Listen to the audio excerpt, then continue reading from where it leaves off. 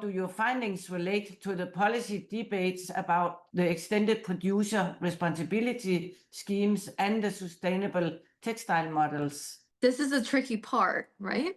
Because while efforts to improve transparency and environmental outcome in exporting countries are welcomed, we must caution against unintended consequences or burden for export or receiving markets through technical barrier. We cannot adopt one-size-fits-all policy approaches. The market in Guatemala is very different than El Salvador, very different than Kenya, very different than Uganda and Tanzania. So further policy needs to support both environmental objectives and inclusive trade through granular data. For example, EPR framework needs to be globally inclusive and truly acknowledge the transboundary nature of secondhand clothing industry.